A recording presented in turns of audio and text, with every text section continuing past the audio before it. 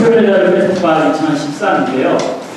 아직 많은 분들이 도착하진 않았지만 그럼에도 우리 민변 행사 다른 행사에 대해서는 엄청난 분들이 와주셔서 굉장히 행복합니다. 오늘 이제 사전 행사를 잠시 볼 건데 오늘 뭐 저에 대해서 궁금해하시진 않겠지만 잠시 소개를 드리자면 민변에서 활동하고 있고 백두선입니다. 그리고 제가 특별히 이 자리에 선 이유는 다들 아시겠지만 작년에 낙곰수와 민변이 공동으로 기금을 마련해서 표현의 자유 기금을 조성했습니다. 근데 한참 기다려도 나의 표현이 금지됐다 이런 얘기가 없는 거예요. 오늘 상당히 많이 들었는데 여러분 차에 첫 사건이 참여연대 전 사무처장 회장분이 공직선거법 관련해서 수사를 받게 되는 사건이 생겼습니다. 그 사건을 제가 처음 하게 됨으로써 이 페스티벌까지 오게 되면 표현의 기금을 사용하게 된 그 첫 사건을 하게 된 인연으로 이 자리에 섰습니다. 썰렁하죠? 죄송합니다. 이따 소개할 건데 개막하면 아시겠지만 많이들 다녀보셨죠? 개막합니다 그러면 어떻게 해야 될까요? 따로 연습을 하지 않겠고 그보다 훨씬 더 열광적으로 이 자리를 시작했으면 좋겠습니다. 물론 저는 정장을 하고 약간 경직된 자세로 잘 보겠지만 여러분들 좀 더 편한 자세로 이 자리를 즐겨주십시오. 네.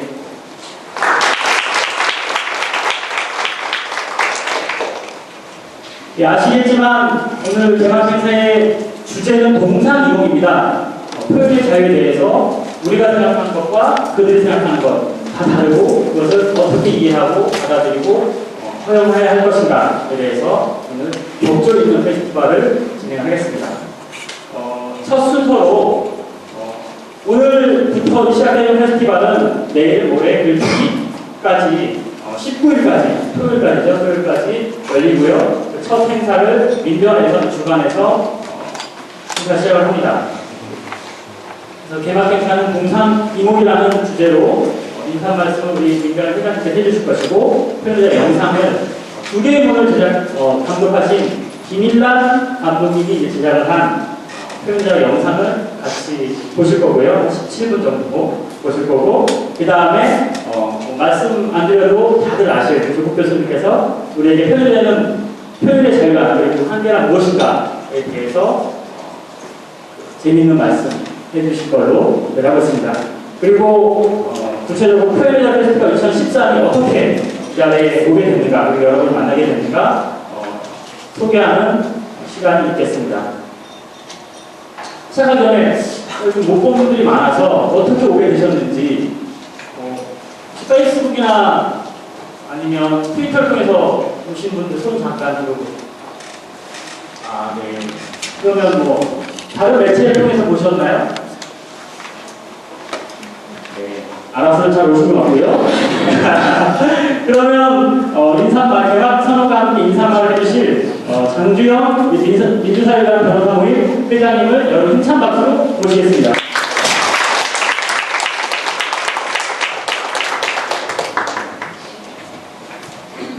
안녕하세요. 원래 순서에 없었는데 저보고 개막 선언을 하라고 해가지고 제가 개막 선언부터 시작하도록 하겠습니다. 2013 표현의 자유 페스티벌을 개막하겠습니다.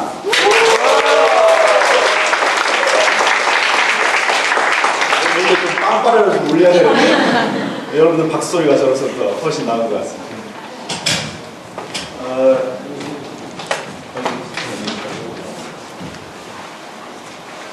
오늘 갑자기 날씨가 추워졌죠. 어제까지 좀 날씨가 따뜻하다가 갑자기 기온이 내려가서 피부로 좀 추위를 좀 느끼는 것 같습니다. 근데 표현의 자유도 마찬가지인 것 같아요. 이명박 정부 들어와가지고 표현의 자유에 대한 탄압이 심해지니까 그 이전에 잠시 좀 누렸던 표현의 자유에 대한 억압 시작되니까 이 표현의 자유도 더 추위를 느끼고 있는 그런 지금 상황이 이어지고 있는 것 같습니다. 민주주의 국가에서 표현의 자유가 중요하다는 것은 마음도 이해할 사람이 없겠죠.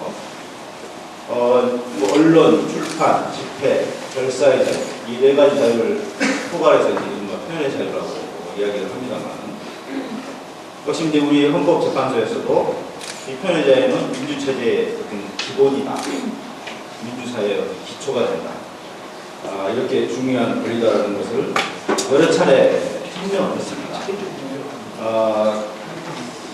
그래서 예를 들면 그 이유가 뭐냐, 표현의 자유가 왜 이렇게 중요하냐, 어떤 사상이나 견해가 옳고 또는 옳다, 가치 있다 라는 것을 판단하는 절대적인 잣대나 기준이 존재할 수 없기 때문에, 그래서 과거에 예를 들면 소수 의견, 아주 일부 소수 사람이 이야기했다 하더라도 시간이 지나면 그게 다수의 견해가 되고 지배적인 모든 사람이 받아들이는 그런 견해가 되고 그런 경우가 참 많잖아요. 그러니까 그 당대에 어떤 소수자가 하더라도 그 사람들이 충분히 자기 생각의 의견을 표현할 수 있는 그런 말에 기회를 부여를 해야 된다. 그게 인류가 자유민주사회의 기본이다 라는 것을 다시 한번 확인한 바가 있습니다. 요즘 이제 특히 인터넷이나 SNS 이런 그 기성 매체가 아닌 대학 매체에서 이게 활발한 활동이 일어나고 있습니다.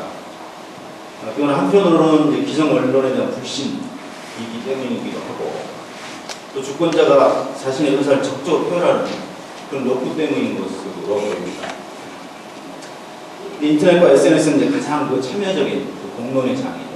직접 주권자, 시민들이 직접 참여하는 그런 공론장인데, 이 인터넷 우리사회가 특히 인터넷 기반이 많이 발전하면서 그 진입 장벽도 낮아지고, 또 이 쌍방향적 표현이 가능하고, 서로 댓글 달고 의견 제시하고 하는 그런 표현이 가능하고, 또 적정의 행위가 필요합니다. 글을 직접 써야 되고 읽고 해야 되기 때문에 그런 적극적인 그 말하자면 이용이 필요한 이 인터넷은 이미 현대사회에서 우리 사회에서 가장 중요한 표현 매체 하나로 자리를 잡고 있습니다. 그래서 이 인터넷상의 어떤 표현의 자유가 굉장히 중요한 그 우리 사회의 화두가 되고 있는 것이죠.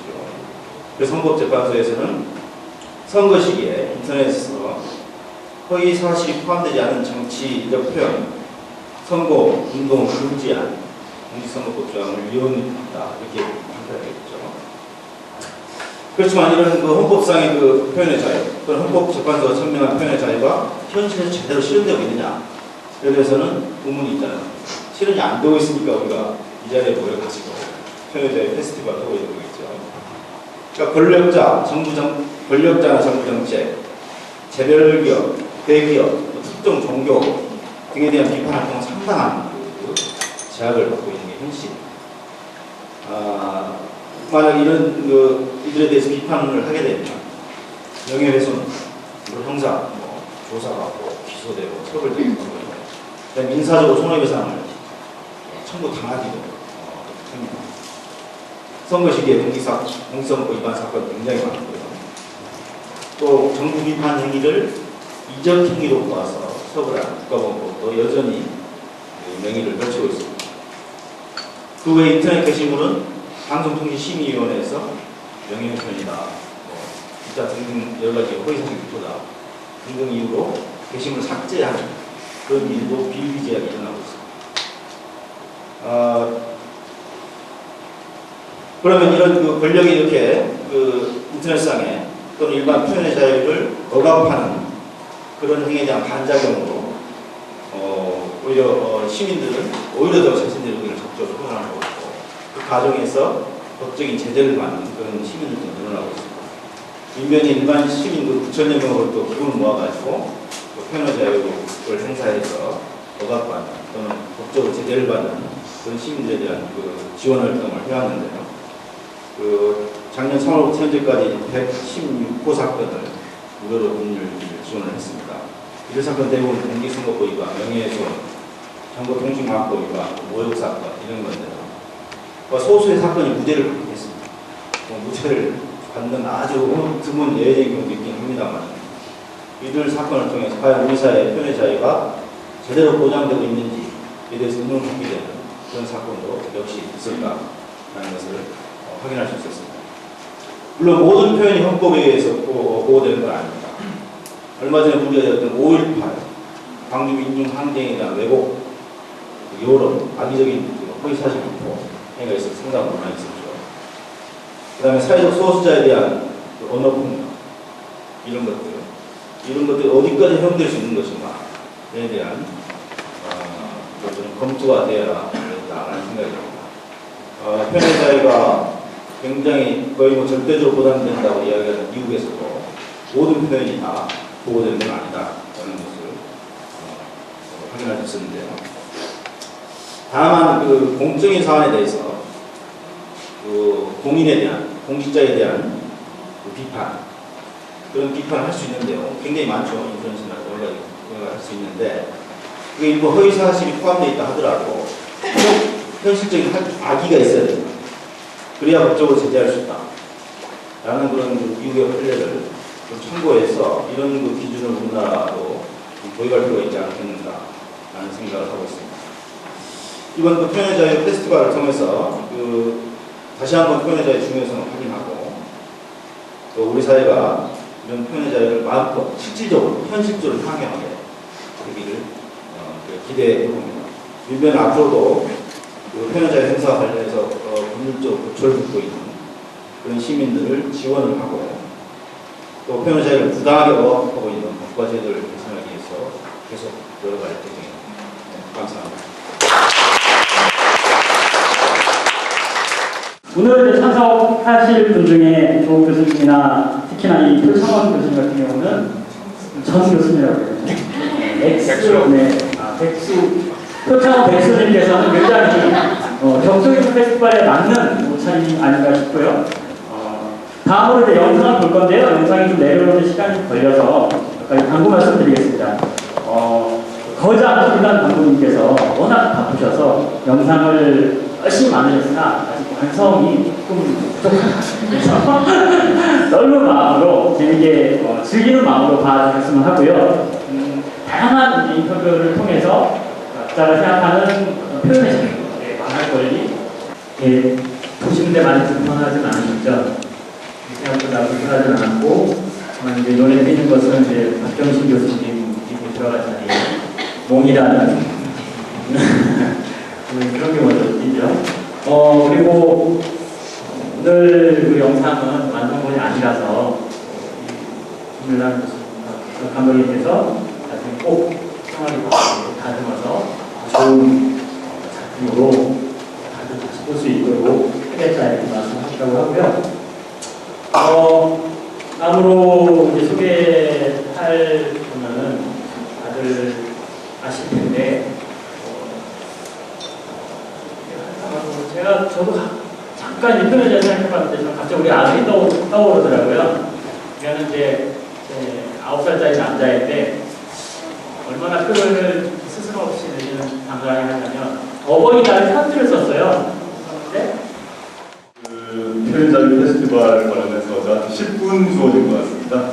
사실 이 주제를 보면 대학원에서 한 1년이나 한 학기 정도 강의하는 주제인데 10분 동안 하라고 하셔가지고 굉장히 고민이 많았습니다.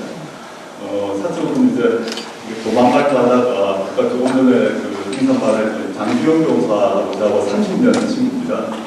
그 다음에 그걸 더 중요한 게 아니라 30년 친구고 20년 전에 저의 변호인이었습니다. 그래가지고 제가 빚을 갚아요.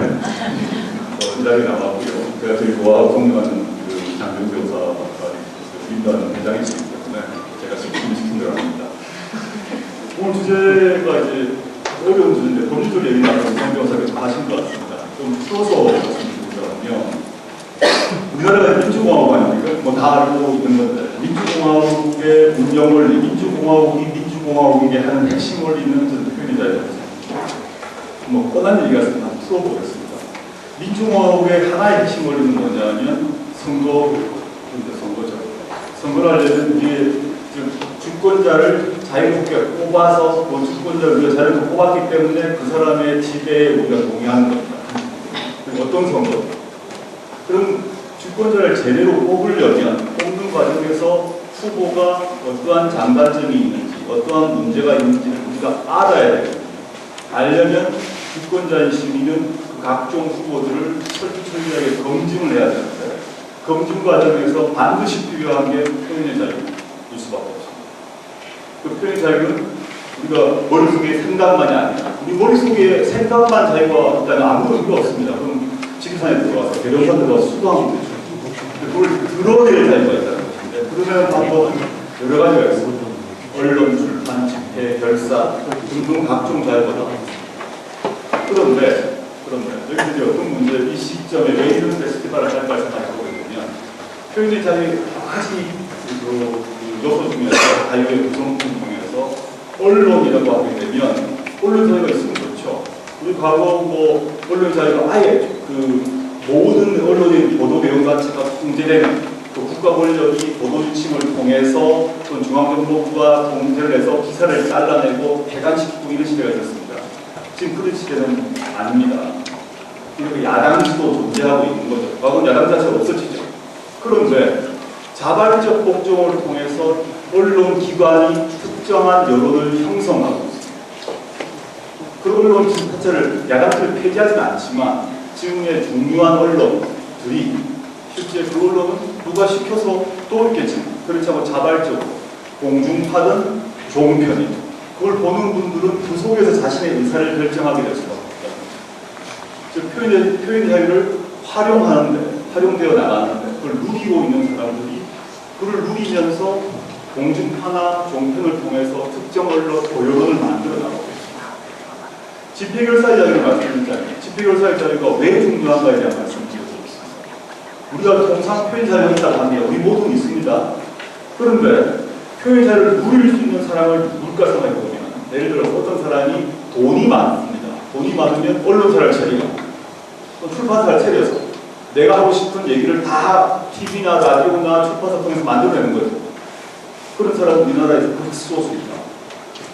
대부분 사람은 언론사나 출판사를 차릴 돈이 없습니다.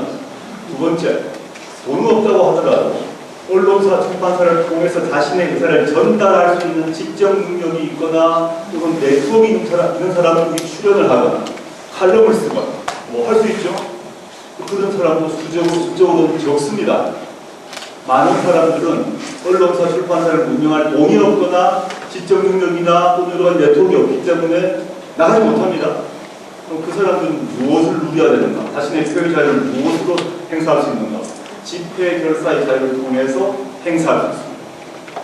그 집회 결사 자유는 사실은 언론 출판 자유보다 훨씬 중요합니다. 왜냐하면 그 특정 사회에서의 사회적 약자의 자유입니다. 우리 사회에서는 아까 말씀드렸듯이 언론의 자유가 보장됩니다. 그런데 언론 자유가 어떤 한 방향으로 형성되도록 가고 있습니다. 그런데 사회적 약자, 소수자의 자유라고 할 수 있는 사회적 약자와 소수자의 표현 자유라고 할 수 있는 집회 결사의 자유는 여러 가지 방식으로 통제됩니다. 촛불 시위를 보면 단지가 알 수 있겠죠. 그러다 보면 우리 사회에서 이 민주주의 국가에서 여론이 형성되는 것이 핵심입니다. 여론이 특정 방향으로 형성되도록 구조화되어 있다는 것이 굉장히 문제라고 생각하고 있습니다. 우리 사회가 지금 이제 박근혜 정부가 들어섰는데 지난 이명박 정부가 들어섰을 때 이명박 정부가 항상 얘기했던 것이 잃어버린 10년이라고 했지 않습니까? 그 진짜 10년을 잃어버렸다고 생각하고 있습니다.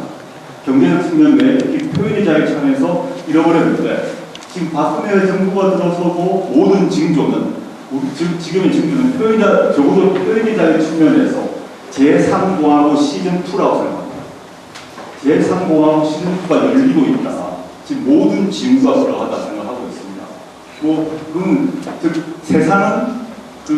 세상을 움직이는, 나라를 움직이는 것은 사람이 움직이는 거거든요. 제도는 그대로 있습니다. 우리 현재도 1987년 헌법 하에서 우리가 살고 있습니다. 87년 헌법은 바뀐 적이 없습니다. 그 사이에 많은 대통령이 바뀌었고 지금까지 왔는데 누가 그 헌법 하에서 권력을 운용하는가에 따라서 아까 말씀드렸던 각종 표현 자유의 보장 정도가 달라진다고 생각하고 있고 지금은 상공화국의 아들들, 상공화국의 딸들, 물론 다음 표친 아들 딸이겠습니다만 상공화국의 정신에 충실한 사람이 민주공화국 헌법 그리고 입법 질서를 운용하고 있다고 생각하고 있습니다. 앞으로 어떤 모습이 될 것인가 저는 많이 걱정을 하고 있고요. 그런데 이 현재 상황은 87년 상공을 말씀드렸습니다. 유신이라고 말씀을 안 드렸습니다. 유신도 하지 못하고 있습니다. 왜냐? 이 1987년 헌법을 만든 사람들이 그리고 과거 두 번의 민주정부를 겪었던 그 두 번의 민주정부의 자식들, 아들과 딸들이 살아있기 때문이죠. 지금 현재 그런 갈등 관계가 계속될 수밖에 없을 것이다. 그 갈등 속에서 그럼 어떻게 이 여론을 이 상공하고이 아니라 또 유신은 물론 아니고 적어도 김대중 노무현 정부도 잘한 게 있고 잘못한 게 있는데 그거 더 나은 방향으로 과거가 아니라 김대중 노무현을 뛰어넘어서 전진할 것인가의 문제로 전진하는 것이 우리 사회의 과제라고 한다면 그것을 고민하는 것이 이 편의자의 페스티벌의 중요한 핵심이 아닌가 생각합니다. 이 목차를 보시면요. 두 가지 재미있는 다들 실무진에서 만드시는 걸 보았습니다. 첫 번째는 해막 행사의 주제가 동상이몽입니다. 동상이몽. 우리 동상이몽은 같은 상에 판에 누워가지고 다른 꿈을 꾼다는 거 아니겠습니까? 우리 모두는 대한민국이라는 정치사회 공동체라는 그 상에 이 상에 누워 있습니다. 그래서 놀고 있습니다. 거기서 다른 꿈을 꿉니다. 어떤 사람은 이 판을 자르자부터 해서 어떻게 만들자, 이렇게 뭐 새롭게 만들어보자, 판을 크게 만들자, 판을 줄이자, 온갖 얘기를 하면서 판 안에서 꿈을 꿀 수 있습니다. 이게 이제 표현이 자유인 거죠. 그런데 어떤 사람이 그 판 자체를 같이 누워있는데 판을 기우는 거죠. 그래서 자기와 다른 생각하는 사람들을 그 판에서 밀어내는 거죠. 떨어지려고. 이런 게 지금 벌어지고 있다. 표현 자유는 동상이몽이 표현 자유입니다. 근데 표현 자유를 가장 위협하는 것은 이 판 자체를 그렇게 흘려버립니다. 기울어지 못하는 만드는 것. 이것이 제일 위험하다. 그럼 판을 회복하려면 제도로만은 안 됩니다. 제도 자체는 아까 말씀드린 87년 헌법은 여전히 있습니다. 또 법도 괜찮습니다. 사람이 바뀌어야 됩니다. 사람이 바뀌는 것은 법과 제도가 바뀌는 것 외에 여기 많은 시민들, 이 자리에 오신 많은 시민들의 노력이 필요하다고 생각합니다. 주변 사람 한 사람과 얘기를 통해서 상황을 이해하고 공유하는 그 작업 속에서 이 상이 폭발해질 것이다. 그때야 비로소 동상이몽, 이몽, 다른 꿈과 꿈끼리의 공정한 경쟁이 가능하거든요. 같은 판에 있는데, 같은 상에 있는데 다른 꿈꾸는 사람들이 공존하고 경쟁하고 그 경쟁 속에서 그 경쟁이 합리적 경쟁이고 그때 그 경쟁에 승복할 수 없는 거예요. 판을 기울게, 상을 기울게 하고 그 다음에 공정 경쟁을 하지 않고 바깥에서 누가 와서 한쪽 상에서 얘기를 하는데 입을 막거나 누가 마이크 잡는데 마이크를 끄거나 이런 것들은 공정 경쟁이 될 수가 없지 않습니까? 이걸 다 기억하셔야 될 것 같아요. 두 번째는 같은 연결되는 얘기입니다. 표현의 자유에 대한 이구동성이라는 제목을 이제 잡았습니다. 이구동성은 입은 다른데 똑같은 소리를 내야 된다는 거죠. 그러니까 우리가 아까 첫 번째 말 동상이몽과 약간 다른 것 같습니다. 동상이몽은 같은 상에 있는데 말을 달리 할 수 있다는 얘기가 아니라 이건 입은 다른데 말을 달리 한다는 거죠. 아니, 말을 같이 한다는 거죠. 입은 다른데. 이건 뭘까? 이거 다 생각이 다릅니다. 여러분과 제 생각이 다르고 뭐 정당이 다를 수도 있고 출신 배경, 계급, 문화 다 다를 수가 있습니다. 다른데 같이 해야 될 건 하나가 있다. 같은 몫을 해야 될 건 뭘까? 그건 뭐냐면 이 상 자체를 없는 사람, 불공정 경쟁을 계속 하려고 한 사람에 대해서는 너는 나가라고 해요. 이 동상이몽을 꿈꾸는 동상 자체를 동상의 상을 뽑으려는 사람과 한쪽 상 기울게 하려는 사람, 말을 꾸는 사람, 이 사람에 대해서는 같은 목소리로 너는 나가. 이게 민주주의의 핵심이라고 생각합니다. 이것이 공유된다면 진짜 진정한 의미에서 진보와 보수가 공존하고 경쟁할 수 있다. 이 원리를 부정하면 그건 민주공화국을 부정하는 게 아니라고 생각합니다. 그래서 이 원리가 오늘 계속될 그 페스티벌에서 얘기가 아닙니다. 물론 여러 가지 세밀한 문제가 있는 것 같습니다. 사실 국가보건 문제, 수사 인권 문제, 활동자의 문제 같은 거 사실 각각 대표적인 깊은 정책이 있는데 제가 10분밖에 이정도 얘기하고 물러가라고 하겠습니다. 감사합니다. 사회자께서 좀 긴장하시는 말고 저는 아까 같이 저녁도 같이 먹었는데 순간적으로 했는데 방금 소개받은 민변 사무총장 김정현 변호사입니다. 제가 이제 민변 사무총장 맡고있다가 역대 우리 민변 사무총장께서 제가 가장 외부에 좀 드러나지 않은 좀 외부에 좀 비밀에 쌓이는 그런 사무총장을 하고 있는데요. 우리 이제 오히려 외부에는 우리 박주민 사무총장이 많이 알려져 있죠. 근데 제가 뭐 일부러 그런 건 아니고요. 저한테 뭘 그렇게 많이 시켜주더라고요. 우리 민변 사무처에서. 이번 이 표현의 페스티벌로 이제 오늘부터 나흘 동안에 저희들이 페스티벌 주제는 여러 이제 많은 코너를 마련해가지고 여러 이야기 생분들 모셔야 하는데 또 내심 저도 어떻게 이제 한 자리 좀 안 끼워주려 했는데 전혀 없어요. 그러다가 이제 오늘 아침에 갑자기 우리 이호준 교수님이 집안에 계셔서 이제 토크를 해줬어요. 사사들이 소개로. 그러니까 이제 드디어 저에게도 이제 이거 대타로 나가서 소개하면서 알려라고 이제 모처럼 그렇게 기회를 주네요. 네, 시간이 좀 많이 없는데요. 이제 저희가 이 표현자유 페스티벌을 이제 기획한 거는 이제 올 상반기였습니다. 아시다시피 2012년 12월 말에 많은 국민들이 이제 낙검수에 지원받은 국민들이 표현의 자유, 옹호와 정진을 위한 기금을 이제 모아주셨습니다.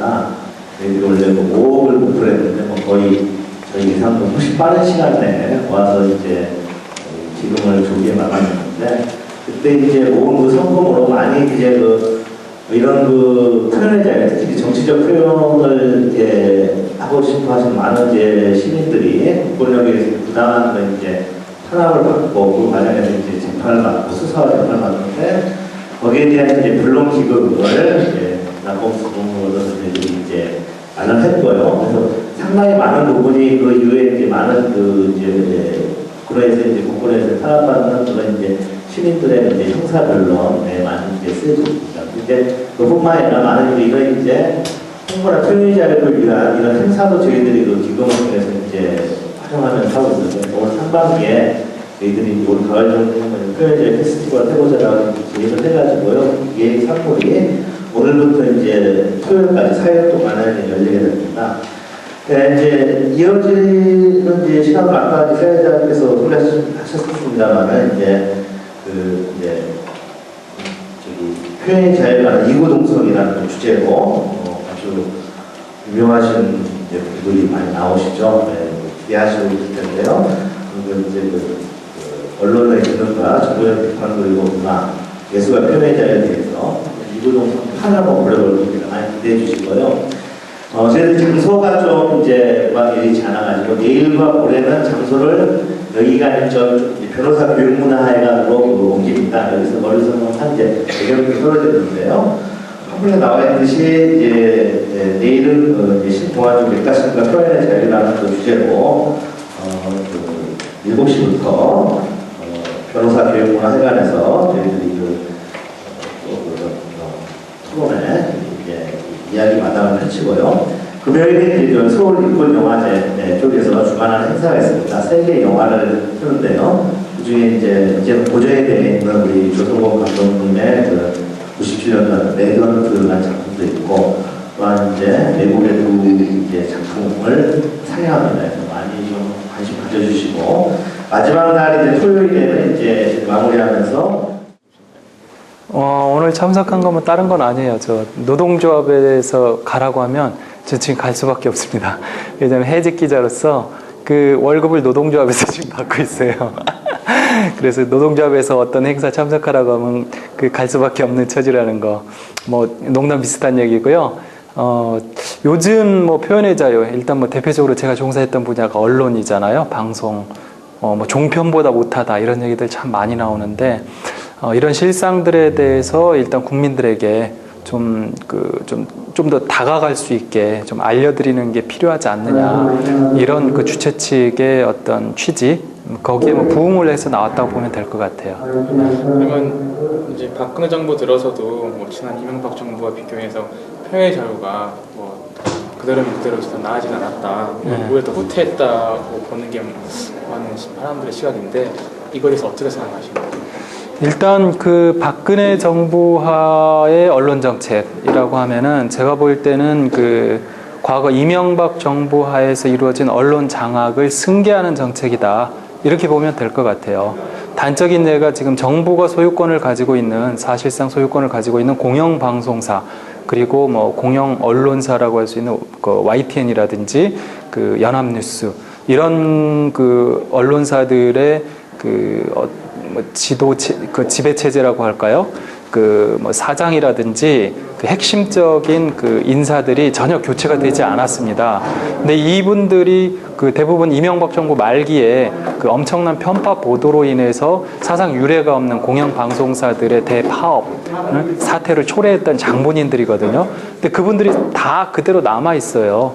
예, 그럼에도 불구하고 박근혜 정부는 거기에 대해서 그 작년 대선 당시에는 뭔가 좀 공영방송이라든지 공영언론사에 대해서 뭐 개선을 해볼 것 같은 이제 그런 어떤 그 말만 조금 하고 지금 정작 집권을 하고 난 다음에는 아무런 조치도 취하지 않고 방관을 하고 있어요. 그러면서 오히려 뭐 정부가 그런 방송사에 개입을 하면 뭐 언론의 독립성을 해친다 이런 지금 말도 안 되는 논리를 내세우고 있거든요. 그러면서 내버려 두고 있는 것은 결과적으로 지금 장악된 언론사를 이용해서 결과적으로 자기가 그 수혜를 그대로 누리겠다 뭐 그런 거밖에 안 되거든요. 네.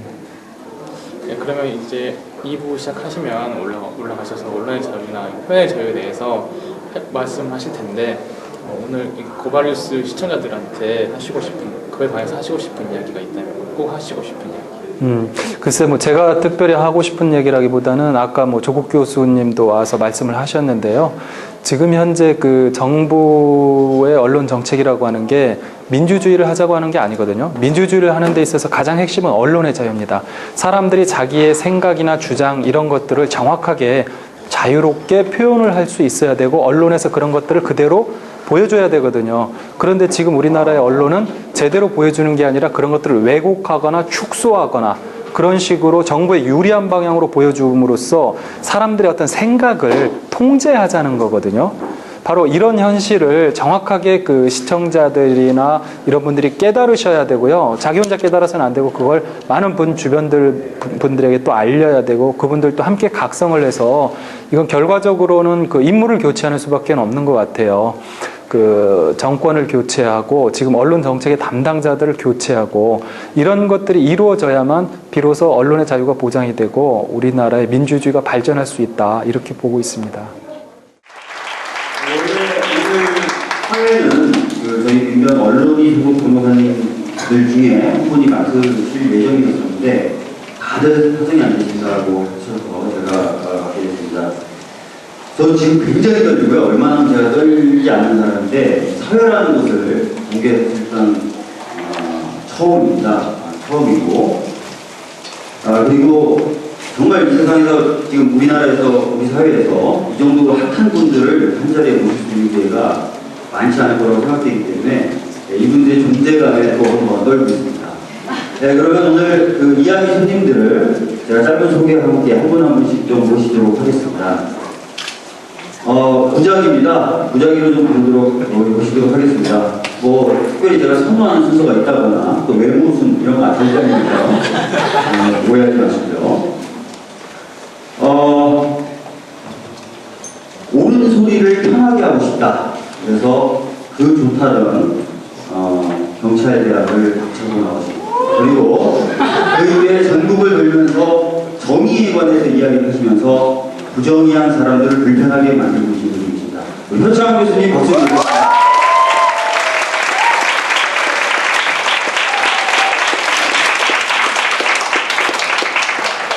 예, 그리고 항상 권력자들을 두려워하지 않고 권력자들을 비판하는 기사들을 써서 이제는 두려워서 밤에 술도 못 마시겠다고 하는 아주 용감한 그리고 정의감에 불타는 주진우 기자님 모시겠습니다.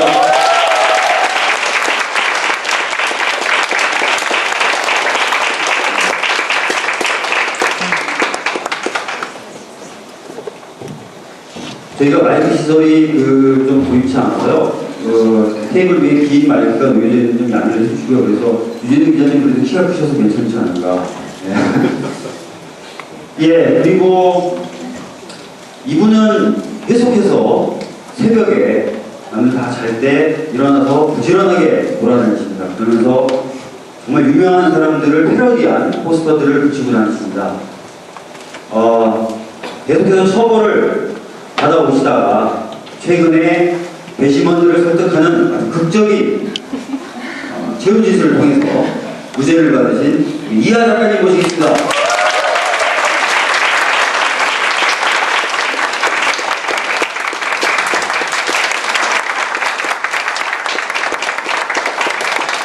대한민국에서 이 소재를 다루면 가만히 살 수가 없다, 편하게 살 수가 없다라고 하는 금기들이 몇 가지 있는데요. 그 중에 하나가 아마 천안함에 관련된 일이 아닐까 싶습니다.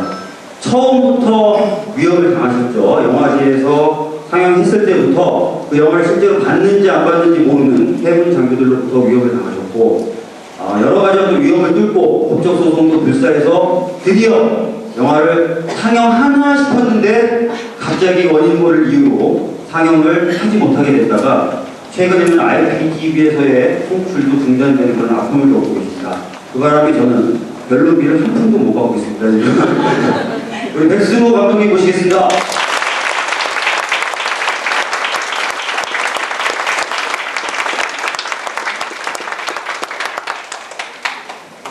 한국 사회에 살다 보면은 마른 하늘에 날벼락을 맞을 때가 종종 있는 것 같습니다. 정말 평범하고 어떻게 보면은 평화로운 삶을 사시던 아기 사진 작가 한 분이 어느 날 북한을 찬양하고 북한을 공모한다는 이유로 구속이 되는 일까지 벌어진 그런 사실이 있었습니다. 그리고 최근에 올해 4월에요.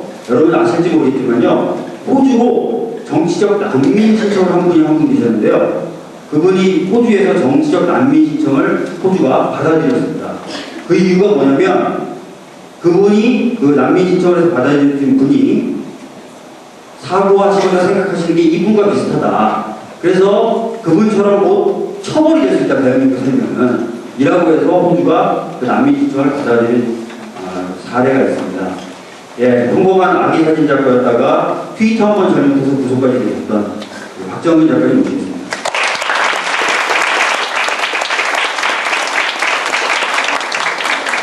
작년에 정말 사상 초유의 그리고 정말 장기간의 방송사 파업이 있었습니다. 물론 그런 파업을 거쳤음에도 불구하고 올해 여전히 언론의 상황은 너무나 똑같습니다. 개를 좀 붙이면 개떡같은 말을 할 수 있을 것 같은데요. 그런 현실을 온몸으로 부딪혀서 싸워오셨고 지금도 열심히 계속해서 싸우고 계신 이용만 기자님 모시겠습니다.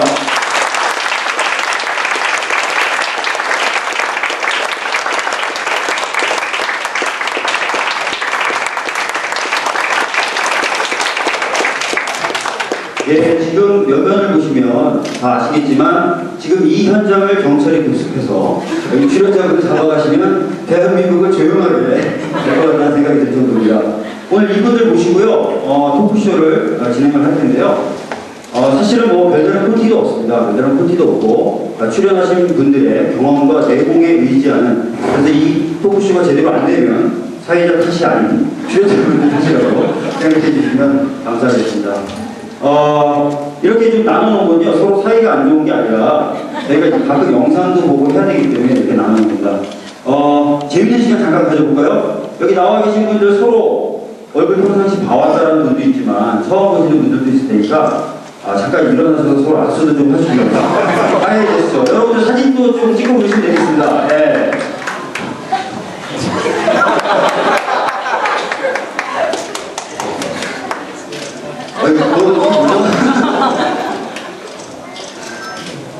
아니 뭐 너무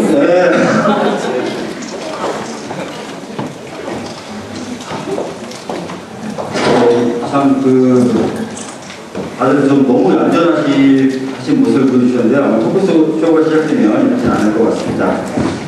저도 좀 자리에 앉고요. 우선 저희가 이렇게 모여서 표현의 자유에 대해서 얘기를 해야 되는데요. 아까도 이제 조국 교수님 표현의 자유 의미나 이런 부분에 대해서 한번 짚어주셨습니다. 하지만 분명히 조국 교수님이 그러셨죠. 10분으로는 소화할 수 없는 얘기다 라고 얘기하셨습니다. 그래서 잠깐 저희들 중에 제일 똑똑한 것으로 생각되는, 이렇게 얘기하면 기분 나쁘실 수도 있지만 제일 똑똑한 것으로 생각되는 표창원 교수님으로부터 표현의 자유에 다들 자기라고 생각하셨나? 표창원 교수님으로부터 표현의 자유의 의미, 이런 부분에 대해서 말씀을 간단히 듣고 시작하도록 하겠습니다. 이런 부분 잠깐 얘기해주세요. 안 나오면 마이카 모평사고 후발을 드리는데 제가 똑똑했으면 그 좋은 직장을 때려치고 이렇게 백수로 서겠습니까? 반어법이 아닌가 생각되고요. 여러분 다 아시다시피 제가 이제까지 살아온 삶은 어떻게 본다면 자유의 반대편에 있었죠. 규제. 자유가 너무 많다는 생각, 또 질서가 중요하다. 그래서 경찰이라는 그 직업적 영역 내에서 사회 질서 공공 안녕들을 유지해온 것이 주로 제가 해오던 일이었습니다. 하지만 그 가운데서도 저는 그냥 그 경찰 업무만 해온 것이 아니고 공부를 하고 연구를 하고 가르치고 하다 보니까 과연 사회 공공 안녕과 질서가 유지되어야 할 궁극적인 목적은 무엇인가? 그리고 그러한 질서 유지와 공공 안녕의 유지가 이루어지는 방법상의 한계는 어딘가? 이런 것들을 고민할 수밖에 없었죠. 그 가운데서 주로 표현의 자유는 우리 학생들에게 뜨거운 그 논쟁을 불러일으키던 주제였습니다. 그런데 제가 그런 표현의 자유의 그런 논란의 대상이 되고 그리고 뭐랄까 피해자라고 할까요? 이런 입장에 서게 될 줄은 정말 꿈에도 상상 못했습니다. 그런데 지난 대선 때 저는 그저 이 분야에 종사하는 사람으로서 당연히 해야 할 이야기라고 생각했고 법과 원칙과 절차에 관한 문제였고 범죄 사건에 대한 문제라고 생각을 해서 이야기를 했는데 그 부분에 대해서만 논란 이야기가 됐다고 그러면서 정치적 중립의 문제가 대두가 되고 그래서 결국은 그 많은 논란과 고민 끝에 제게 다가왔던 건 한 가지였습니다. 과연 내가 지금 하고 싶은 말, 이 말을 할 것인가? 아니면 하고 싶은 말을 좀 억누르고 내가 누리고 있는 나의 지위와 경제적 안정과 사회적인 존중을 계속 누릴 것인가? 이 두 가지가 결국 병립할 수 없는 상태였다. 그래서 둘 중 하나를 선택해야 된다. 무엇을 선택할 것인가? 비록 그렇게 길지 않은 시간이었지만 밤에 잠도 잘 수가 없었고 음식을 먹을 수가 없었고 아는 분들과 연락할 수 없었던 그 순간 동안의 고민의 끝은 결국 인간에게 있어서 가장 소중한 것은 자유가 아니겠는가라는 것이었습니다. 내가 하고 싶은 말을 하지 못하게 될 때 과연 내가 행복할 수 있겠는가? 행복하지 못한다면 과연 내가 한 인간으로서의 조건을 추격한다. 뭐 이런 것들이었죠. 그래서 그 순간 저는 표현의 자유라는 것이 삶의 상당 부분을 포기하고서라도 그렇고 놓쳐서는 안 될 것이라는 깨달음을 얻었고요. 두 번째 표현의 자유가 부딪힌 것이 여러분도 아마 아시는 건 아시겠지만 여전히 연령선생이 있긴 하지만 제가 뭐 일간지에 썼던 칼럼 국가정보원의 무능에 대해서 비판을 하고 정치적인 줄타기에 대한 비판을 했던 그 칼럼에 대해서 국가정보원의 감찰 실장이라는 분이 저를 명예훼손으로 고소했을 때 그때 또 한 번 표현의 자유의 피해자가 그런 경험을 해봤습니다. 그런데 앞서 두 번의 경험을 통해서 사실 제가 많은 고민도 하고 나름대로 어려움도 겪었지만 그렇게 힘들진 않았습니다. 견딜만 했습니다. 그런데 세 번째 다가온 표현의 자유에 대한 침해는 전혀 다른 곳에서 왔습니다. 강한 권력, 힘센 자, 비판의 대상이자 그들이 아니라 동료 시민들로부터 오더라는 것이죠. 이름도 알 수 없고 존재도 알기 어려운 많은 동료 시민들이 인터넷상에서 너희 받아라, 네 얘기 듣기 싫다? 너는 편향되었다? 왜 그런 얘기를 하느냐? 너는 국가를 팔아먹은 자다? 조직을 배신한 자다? 뭐 이러한 것들은 눈에 보이는 강한 권력으로부터 오는 압력보다 훨씬 더 무섭고 아프고 그리고 싫고 이런 것이라는 것을 느끼게 됩니다. 그래서 표현의 자유에 대한 어떤 이야기는 다 앞에 나오겠지만 결국 우리가 어떤 이론적인 논의에 앞서서 과연 내가 누구인가, 한 인간으로서 이 세상을 살아가는 데 있어서 내가 하고 싶은 말을 한다는 것의 소중함이 얼마나 큰가, 그리고 그것을 가로막는 것은 도대체 무엇인가, 왜 우리는 두려움과 공포심을 느껴야 합니다. 내가 하고 싶은 말, 하고 싶은 표현, 하고 싶은 그리기 이런 것들 함에 있어서 결국 그러한 특정 소수가 아닌 상당한 다수가 자기 하고 싶은 표현을 함에 있어서 두려움과 공포를 느끼고 있는 이 상태, 이 상황 2014년 대한민국은 절대로 민주공화국으로서의 충분한 조건을 갖추고 있지 못하다. 이 상황은 빨리 우리가 개선해야 된다. 뭐 그런 것들을 많이 있었습니다. 고맙습니다.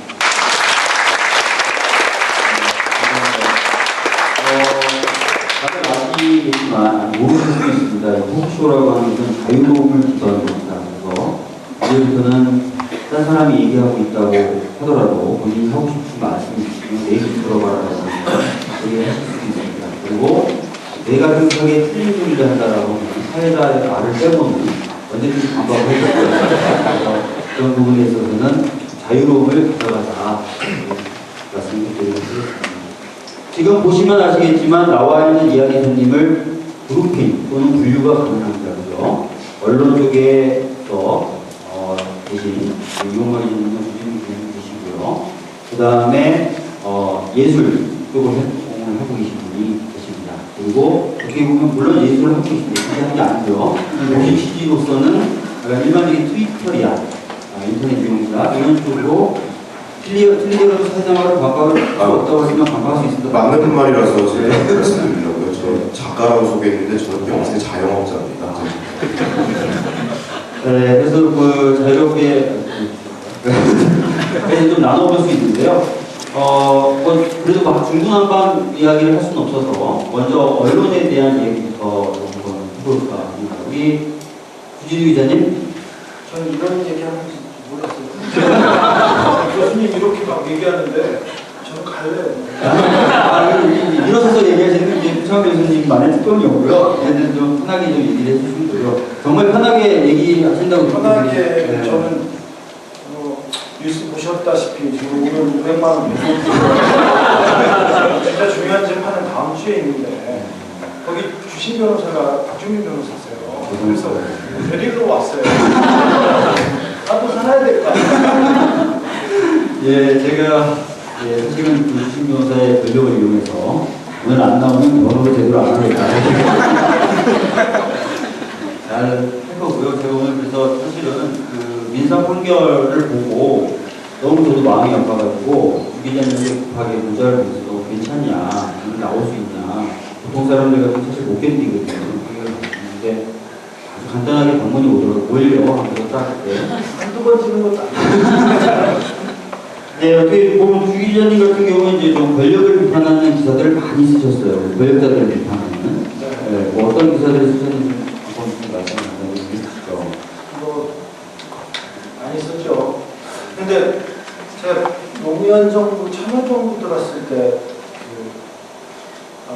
노무현 대통령이 대선 후보가 됐을 때 주변을 둘러갔더니 형이 한 분이 있는데 형이 좀 문제가 되겠더라고요. 그래서 제가 그 형님하고 친하게 지냈죠.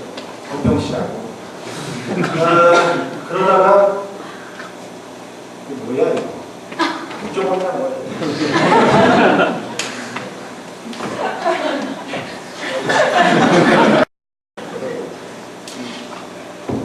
이건 문제가 아닌 건 처음에. 네. 그래서 그래서 친하게 지내는데 이분이 한 번은 인사청탁을 하신대요. 그러시면 안 됩니다. 그러시는데 조금 있다가는 대충을 어떻게 받고 싶다고 하는 거예요. 그러면 안 된다고 제가 읽었는데 계속해서 그런 일을 해서 제가 기사를 한번 썼어요. 썼을 때 뭐 쓰고 그래서 좀 시끄러워졌죠. 한 번에도 연기도 그랬습니다. 그때도 청와대는 사실 무근이고 소송을 하겠다고 했습니다. 그때는 문재인 수석이 자기가 잘못했다고 그만두시고 네팔에 가셨어요. 그리고 대통령께서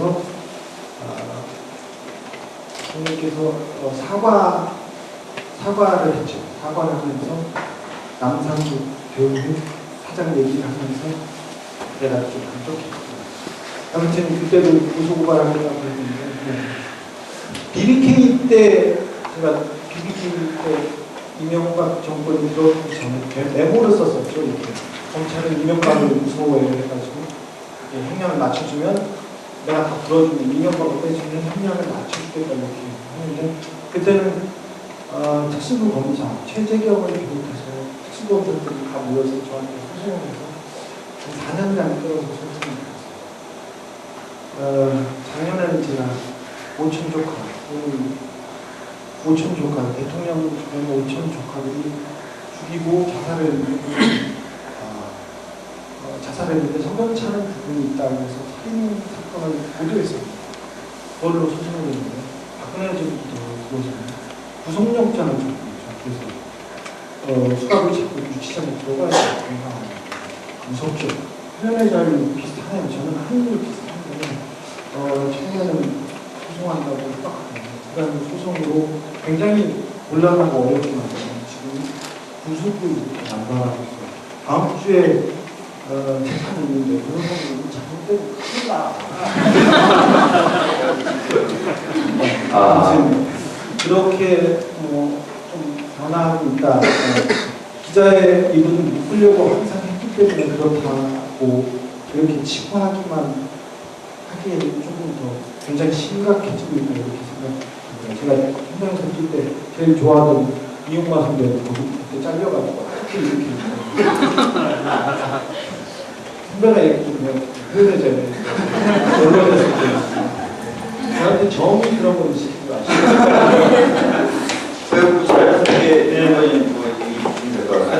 표현의 자유에 대해서 여러 가지 많이 있는데요. 제가 영상을 준비를 해왔어요.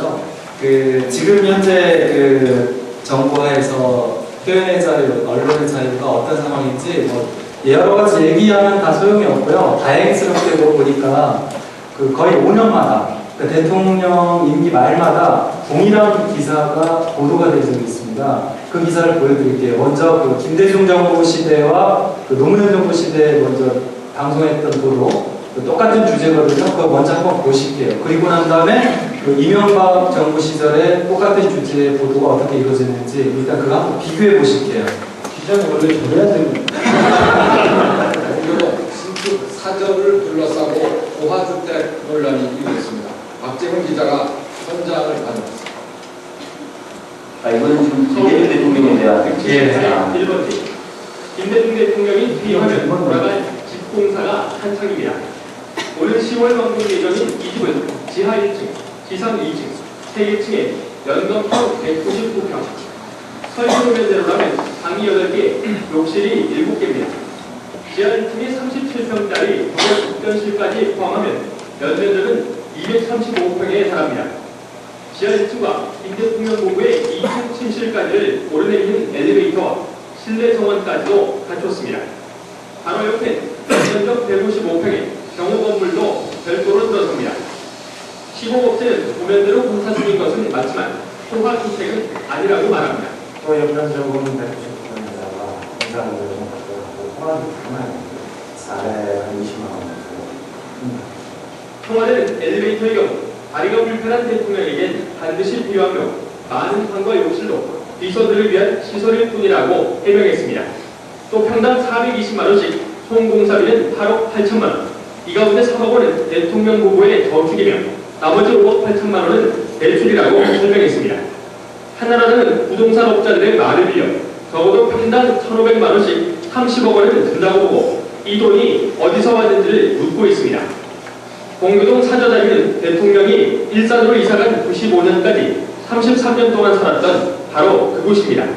김영삼 전 대통령의 상도동과 함께 야당 정치사의 양대 상징으로 불렸던 곳이기도 합니다. 대통령 퇴임 뒤에 사저 신축 논란 5년마다 되풀이되고 있습니다. MBC 뉴스 박재훈입니다. 똑같은 주제인데요. 이번에는 노무현 정부 시절에 어떻게 보도가 되는지 한번 볼게요. 노무현 대통령의 친인척과 측근들이 노 대통령이 퇴임 후에 거처할 사저 주변의 땅을 꾸준히 매입해온 것으로 밝혀졌습니다. 그 땅 전체 규모가 3만 6천 평방미터에 이른다는데 김태석 기자가 보도합니다. 노무현 대통령의 고향 마을인 경남 김해시 진영읍 공안마을 퇴임한 뒤 거처할 사저 공사가 한창 진행 중입니다. 이 사저 주변의 땅 14개 필지 3만여 제곱미터를 대통령의 형 검경씨와 부인 민모씨, 후원자와 국문 그리고 경호실이 지난 2003년 2월부터 올 2월까지 꾸준히 매입해온 것으로 드러났습니다. 대통령 상가와 바로 앞 2개 필지는 지난 2월 대통령의 부부동문인 강모씨가 주변 시세보다 4~5배나 비싸게 사들인 것으로 알려졌습니다. 누가 사셨나? 누가 샀나? 20만 정도 사겠습니다. 또 사저를 기업자 형태로 둘러싸고 있는 임야는 대통령의 후원자인 박모 회장이 이사로 있는 건설업체 대표 전모씨의 소유입니다.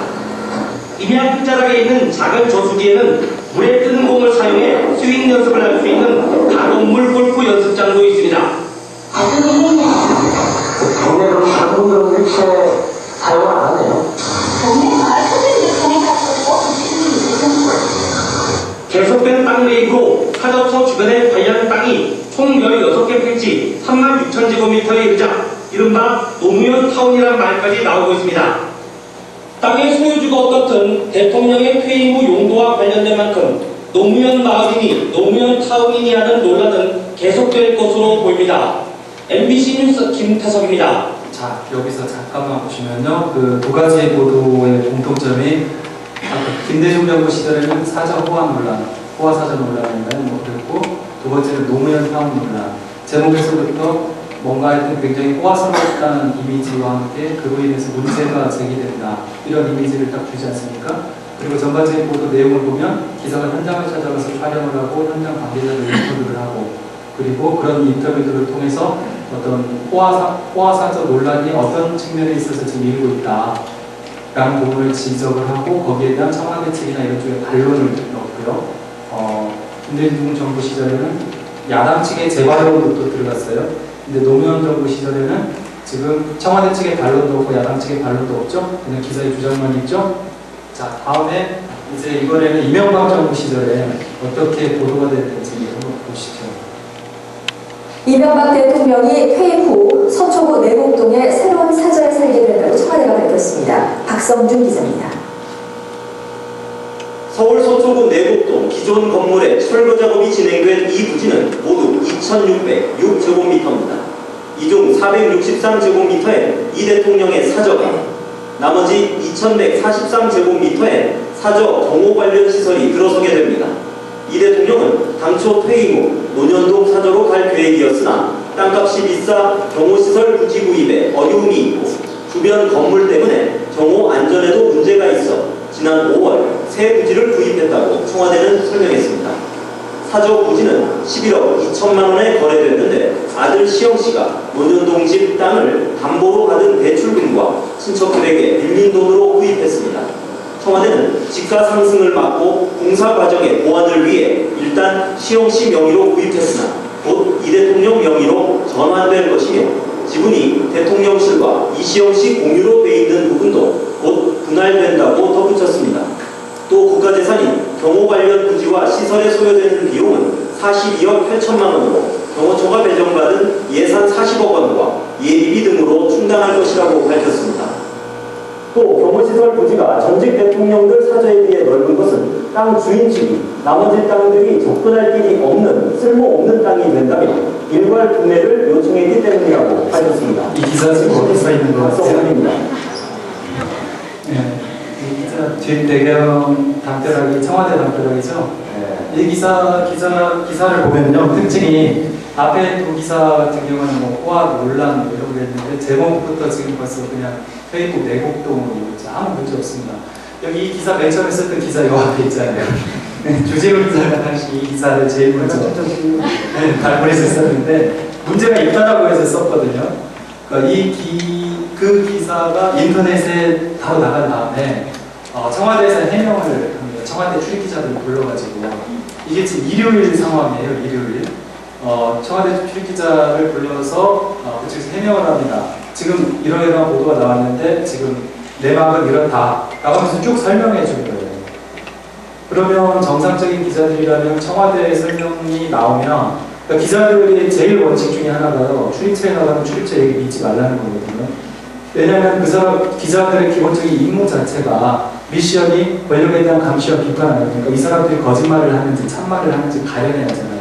고지고대로 다 들으면 안 되거든요.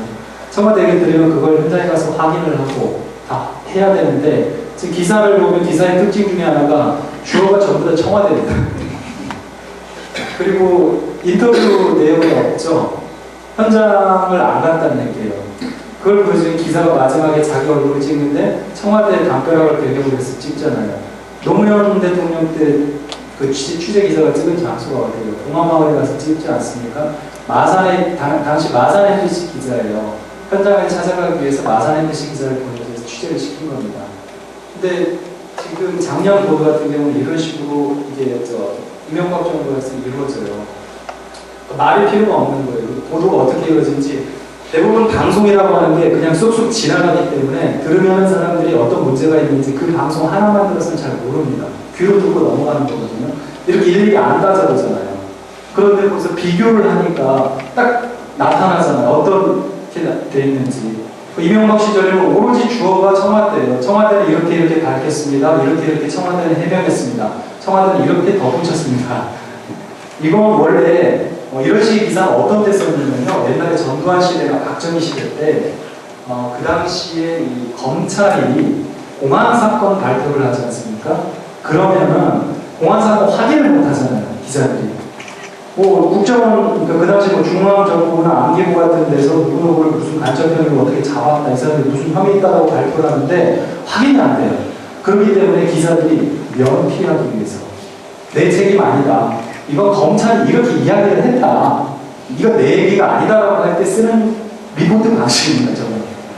근데 이건 그냥 청와대 주장을 당연히 확인할 수 있잖아요. 그리고 역대 똑같은 그 주제를 가지고 리포트를 할 때 현장 다 찾아가고 부동산 관계자 인터뷰하고 다 했잖아요. 그 DJ나 노무현 정부 시절에 사저가 호화였느냐 아니었느냐 논란을 차치하고라도 일단 보도의 행태를 보면 이렇게 완전히 그냥 받아 쓴 거라는 거예요. 현장도 안 가고. 저 카메라 기자 지금 가서 찍은 거 같잖아요. 아마 틀림없이 제가 볼 때는 한두 명 가서 찍었을 겁니다. 청와대에 출입하는 방송 기자들이 대단히 많을 텐데요. 그 소위 풀단이라고 하는 걸 구성을 해요. 풀단이라고 하는 게 출입 기자들이 많으니까 다 가지 말고 대표 한두 명만 가서 취재하는 거거든요. 이 경우에도 지금 풀 카메라 아마 한두 대만 갔을 거예요. 그래가지고 찍어서 전부 다 공유를 한 거거든요. 취재 기자는 현장에도 안 가고 앉아서 청와대 관계자가 불러주는 걸 그냥 받아서 다 썼다는 얘기예요. 근데 그냥 모르죠. 하나 더 보여드릴게요. 안철수 후보 너무 표정으로 작년에 혹시 MBC에서 보도한 건데요. 저기 박성준 뭐예요? 지금 청와대 얼마 전 안철수 후보가 공동선언으로 참여했던 논문에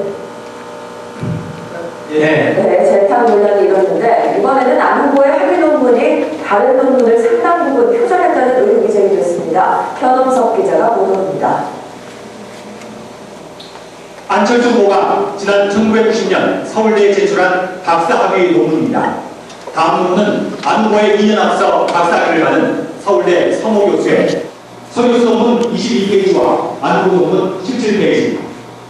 볼주간의 곡선을 유도하는 설명에서 유도식을 서교수 논문에서 거의 복사 수준으로 베꼈다는 지적입니다. 이런 식의 표절을 볼 수 있는 서술은 3개기에 걸쳐 계속됐습니다. 이런 의혹에 대해 안철수 후보 측은 볼주간의 원리를 적용할 때 이 논문을 달지 않는 것이 관례라고 해명했습니다.